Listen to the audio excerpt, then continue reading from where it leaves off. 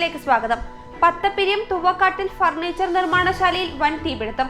Short സർക്യൂട്ടാണ് തീപിടിക്കാനുള്ള കാരണമെന്നാണ് പ്രാഥമിക നിഗമനം. മലപ്പുറം ചുങ്കത്തറ പാലുണ്ടയിൽ വാഹനാപകടം. മധ്യവയസ്കയ്ക്ക് ദാരുണാന്ത്യം. എടക്കരയിലെ ആധാരമെഴുത്ത് ജോലിക്കാരി സീതാലക്ഷ്മിയാണ് മരിച്ചത്.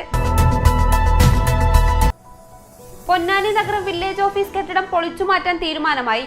സംസ്ഥാന സർക്കാർ ബജറ്റിൽ 10 കോടി രൂപ വകയിരുത്തിയ മിനി സിവിൽ സ്റ്റേഷൻ കോമ്പൗണ്ടിൽ അനക്സ് കെട്ടിടം നിർമ്മിക്കുന്നതിന്റെ ഭാഗമായാണ് കെട്ടിടം പൊളിക്കുന്നത്. ഇതിന്റെ ഭാഗമായി ലേലം പൂർത്തിയായി.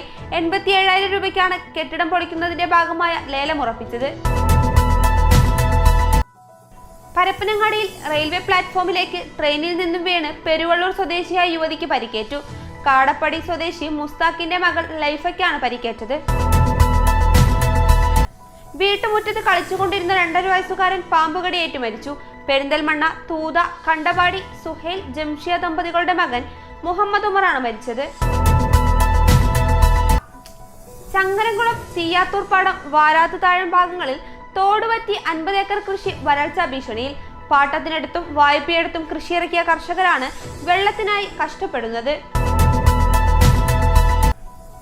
പാലക്കാട് മലപ്പുറം ജില്ലകളെ ബന്ധിപ്പിച്ച് ഭാരതപ്പുഴയിൽ നിർമ്മിക്കുന്ന കാങ്കക്കടവ് റെഗുലേറ്റഡ് കം ബ്രിഡ്ജിന്റെ നിർമ്മാണം ഒക്ടോബറോടെ പൂർത്തിയാകും. നിലവിൽ ജോലികൾ വേഗത്തിൽ പുരോഗമിക്കുന്നുണ്ടെന്നും നിർമ്മാണ കാലാവധിക്ക് മുൻപായി ജോലി പൂർത്തിയാക്കുമെന്നും കരാർ കമ്പനി ഉദ്യോഗസ്ഥർ അറിയിച്ചു.